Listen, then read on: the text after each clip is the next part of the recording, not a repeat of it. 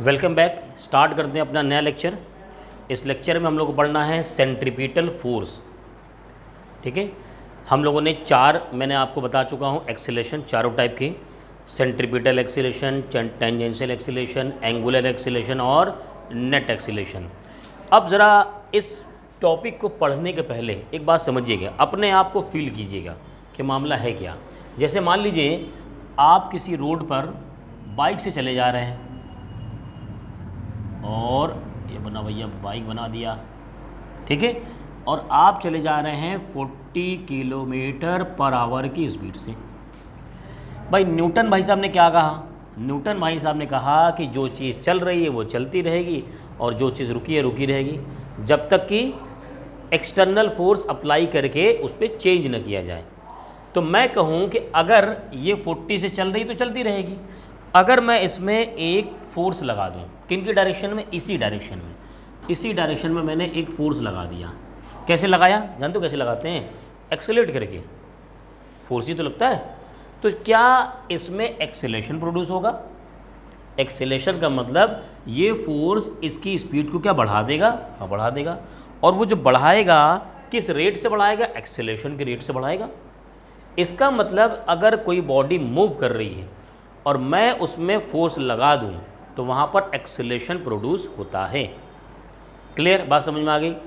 अब यहीं पर देखो समझने की बात है, जो मैंने एक्सेलरेशन आपको समझाया, सेंट्रीपिटल एक्सेलरेशन, टेंजेंशियल एक्सेलरेशन, वो एक्सेलरेशन अपने आप थोड़ी आ गया, वहाँ पर भी फोर्स लग रहा होगा, तभी तो भाई एक्सेलरेशन आया।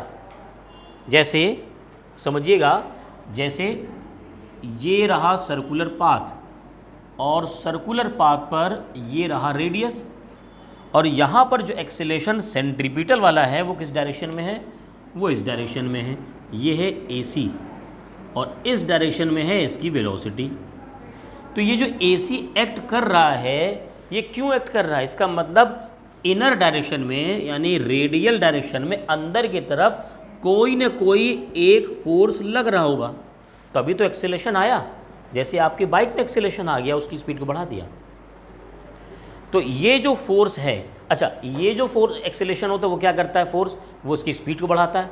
ये भाई साहब ये नहीं करने वाले हैं, ये फोर्स इसकी स्पीड को नहीं बढ़ाते, बल्कि ये एक्सेलरेशन क्या करता है? ये इसके डायरेक्शन को हमेशा सेंटर की तरफ बनाए रखता है।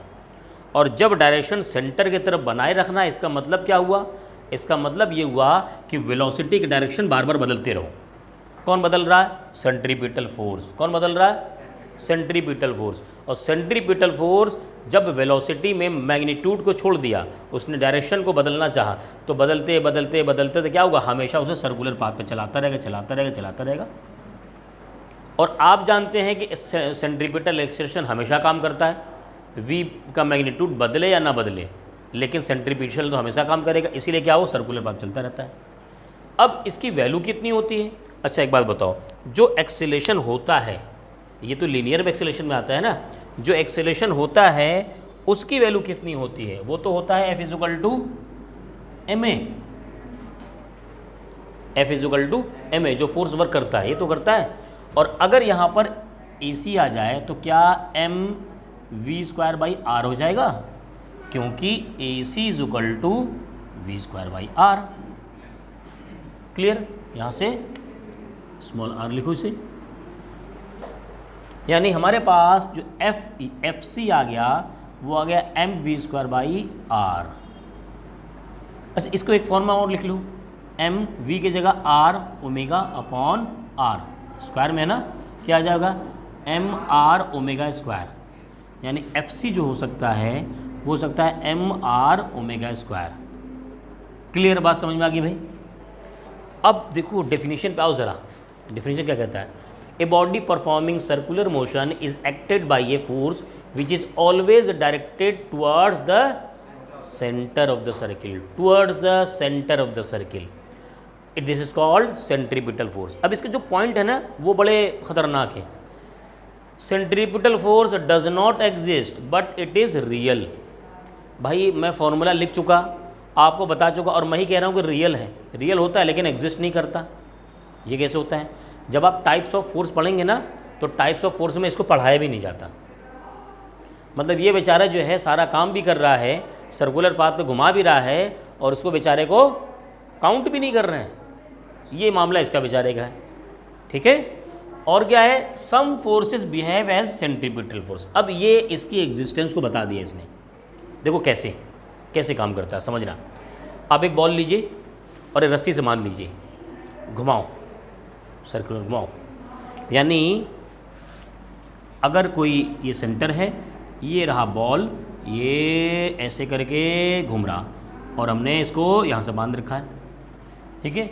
एक बात बताओ, टेंशन फोर्स एफबीडी मैंने सिखाया है ना, रस्सी का डायरेक्शन में होता है और बॉडी से दूर की तरफ। तो ये रहा बॉडी से दूर की तरफ टेंशन फोर्स लगेगा। एक्चुअल में यहाँ जो सेंट्रीपिटल फोर्स है ना, वो कौन, उसका रोल कौन निभा रहा है, ये रोल निभा रहा है। यानी टी क्या होगा, वही होगा एफसी इस केस में, ठीक है। कभी कभी होता है ना भाई, शादी हो रही है, ये वाले रिश्तेदार नहीं, हाँ भाई मौसा को बुला लो, हाँ भाई फूफा को बुला लो, फूफा काम कर देंगे वाला, तो ये वही है ना, क्लियर है। अब बताओ एक दूसरा एग्जांपल देखो, चलो। ये रहा अर्थ और इसके चारों तरफ मून साहब घूम रहे हैं भाई, चांद मियाँ घूम रहे हैं। तो ये जब रोटेशन करते, इनके बीच में कोई फोर्स लगता है क्या? अर्थ मून को किस फोर्स से खींचता है? G M small M upon are square, इसी से तो खींचता है। ये किधर लग रहा होगा, इधर ऐसे लग रहा होगा ना। इस केस में भी ग्रेविटेशन है और यहाँ पर ग्रेविटेशन साहब किसके बराबर हो गए? F c. यानी आप एफ सी लिख सकते हैं, ऐसे करके लिख सकते हैं, G capital M small M upon are square is equal to M V square by R, इसे लिख सकते हैं। चलो दूसरा केस देखते हैं, एक और केस देखते हैं। ये ले लिया हमने न्यूक्लियस, इसमें कौन कौन है भाई? प्रोटॉन और न्यूट्रॉन। और चारों तरफ कौन घूम रहा है भाई? हाँ, इलेक्ट्रॉन घूम रहे हैं। ये हो पॉजिटिव, ये नेगेटिव, कौन सा फोर्स लगेगा? Force of attraction. ये कहलाता है इलेक्ट्रोमैग्नेटिक अट्रैक्शन। क्या फॉर्मूला होता है इनका? क्या फॉर्मूला होता है? 1/4 pi epsilon naught Q1 Q2 upon are square. पढ़ा नहीं अभी तक? अच्छा, अभी 12th में पढ़ाएंगे आपको, मैं ही पढ़ाऊंगा ना। ये किधर लगता है जानते हो? ये इधर लगेगा। यहाँ पर भी ये फूफा साहब किसके बराबर हो गए हैं? हाँ, सेंट्रीपिटल फोर्स के। मतलब सेंट्रीपिटल जहाँ भी सर्कुलर मोशन है वहाँ अवेलेबल है, लेकिन अलग अलग फॉर्म में प्रेजेंट होता है, क्लियर समझ में आ गया होगा सेंट्रीपिटल फोर्स होता क्या है। एक और जगह होगा, अभी उसका एग्जांपल मैं आपको दिखाता हूँ। अभी इसके बाद इसको नोट कर लीजिए, उसका एग्जांपल आपको सिखाता हूँ मैं, है ना।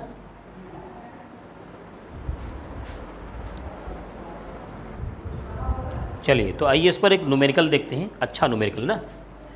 मान लो हमने ये ऐसे लिया हुआ है रॉड, और रॉड से यहाँ पर हमने रस्सी बांधा और यहाँ पर बॉल लिया और इसको ऐसे घुमा रहे हैं, घूम रहा होगा ना।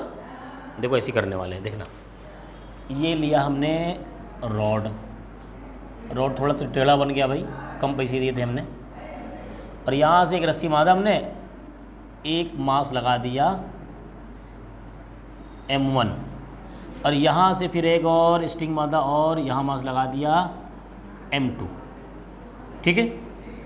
आपको दिया हुआ है यहाँ पर M1 is equal to 2 kg, M2 is equal to 3 kg।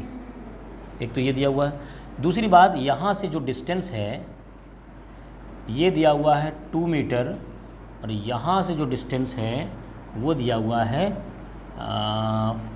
6 metre, ठीक है। और इस रस्सी को हमने 1 कहा, इस रस्सी को 2 कहा। तो आपसे पूछ रहा है T1 की वैल्यू और T2 की वैल्यू बताइए। साथ ही साथ वो कह रहा है कि ये जो है ये पूरा रोटेट कर रहा है, ऐसे करके ये ओमेगा से रोटेट कर रहा है। Omega is equal to 4 radian per second है। अब एक बात बताओ, ये ओमेगा क्या है? Angular velocity. तो जो एंगुलर वेलोसिटी इसका होगा 4 रेडियन पर सेकेंड, इसका कितना होगा? सेम होगा। इसका लीनियर वेलोसिटी और इसका लीनियर वेलोसिटी दोनों भी सेम होगा? अलग होगा। मैंने सर्कुलर पाथ पे समझाया था, बहुत क्लियर, तो याद रखिएगा, ठीक है। तो इसका मतलब हम क्या कर सकते हैं, अगर मैं FBD ड्रॉ करूँ, FBD में क्या करना, खाली हॉरिजॉन्टल वाली फोर्स देखना। चलो FBD ड्रॉ कर देते हैं ना। देखो अगर मैं इसको ड्रॉ करूं M2 की, M2 पर टेंशन फोर्स लग रहा है क्या, इस डायरेक्शन में, और ये T2 है। अब बताओ ये जो T2 साहब हैं, क्या यही FC के फॉर्म में प्रेजेंट होंगे? सर्कुलर पाथ ऐसे घूम रहे हैं, तो जो अंदर टुवर्ड्स द सेंटर लगा वही तो सेंट्रीपिटल फोर्स होगा। और याद रखिए ये नेट फोर्स की बात किया जाती है, जो net force towards the centre होता है वही होता है सेंट्रीपिटल। अभी देखो आगे केस आएगा। तो यहाँ पर क्या हो जाएगा, T2 is equal to M2 V²/R, या इसको लिख सकता हूँ मैं T2 is equal to M2R ω²। दोनों में से कोई भी फॉर्मूला यूज़ कर सकते हैं, लेकिन हमें V तो दिया नहीं है तो यही वाला यूज़ करते हैं, ओमेगा वाला। तो यहाँ से वैल्यू रखते हैं, T2 हमें पता करना है, M2 कितना है भाई, M2 3, और R कितना है 6, और ओमेगा कितना है 4²। ठीक है, कितना हो गया, ये हो गया 18 × 16। सॉल्व कर लेंगे आप लोग, ठीक है, कर लेंगे ना। चलो आगे बढ़ते हैं ज़रा, थोड़ा देखो पहले इधर देखना, इसका FBD ड्रॉ करो ज़रा। M1 इस पे इस तरफ टेंशन फोर्स लगेगा T2 बॉडी से दूर, और इधर लगेगा T1 बॉडी से दूर। अब एक बात बताओ, सेंट्रीपिटल फोर्स किसके बराबर होगा फिर?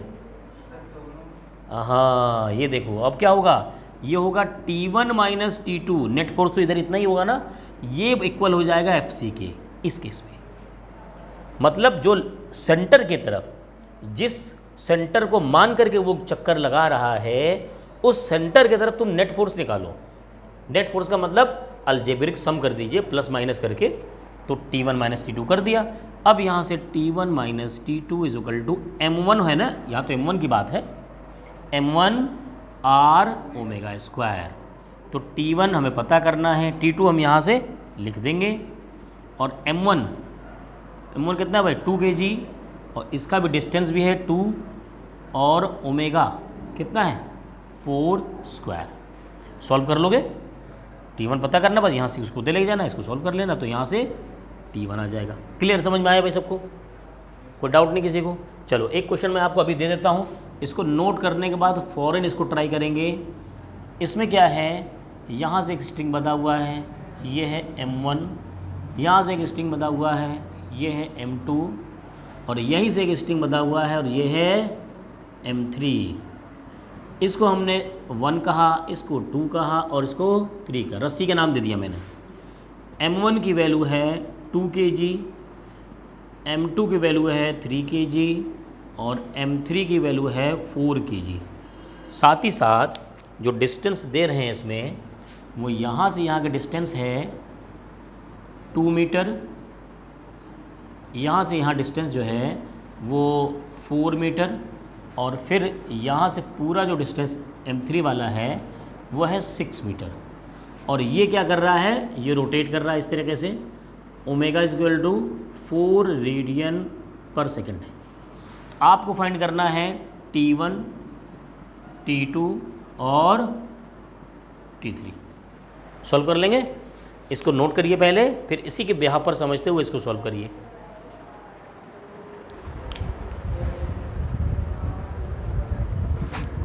आइए इस क्वेश्चन का सॉल्यूशन देखते हैं। फटाफट FBD ड्रॉ करो, FC के बराबर करते जाओ ना। तो मान लीजिए यहाँ से स्टार्ट करते हैं, है ना, ये रहा M3, और यहाँ पर इस तरफ सिर्फ एक फोर्स लगेगा T3, तो यहाँ पर T3 is equal to FC, यानी M3R ω²। T3 की वैल्यू आ सकती है, M3 की वैल्यू कितनी है 4, और R कितना है यहाँ पर 6, और ओमेगा यानी 4 का स्क्वायर। तो यहाँ से देखिए T3 की वैल्यू तो सीधे सीधे आ जाएगी। चलिए दूसरा देखते हैं, इसका ड्रॉ कर लेते हैं, है ना। M2 इस डायरेक्शन में होगा T3, और इस डायरेक्शन में वर्क करेगा T2। यहाँ पर net resultant force towards the centre, जिसके सेंटर में घूम रहा, तो ये T2 - T3 is equal to FC, T2 - T3 is equal to M2R ω²। T2 minus T3, M2 की वैल्यू है 3 और R इसके लिए है 4 और ओमेगा ये है 4 का स्क्वायर। तो यहाँ एक रिलेशन आएगा T2 माइनस T3 में, और T3 आपके पास है तो रख देंगे तो क्या आ जाएगा, T2 सीधे सीधे आ जाएगा, है ना। चलिए तीसरा देखते हैं क्या है, M1। अब अगर M1 की बात की जाए तो इधर लगेगा T2 और इधर T1, ठीक है। तो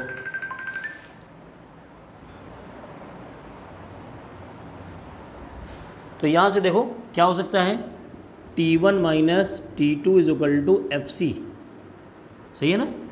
और यहाँ से T1 minus T2 is equal to FC मतलब हो गया M1R ओमेगा स्क्वायर।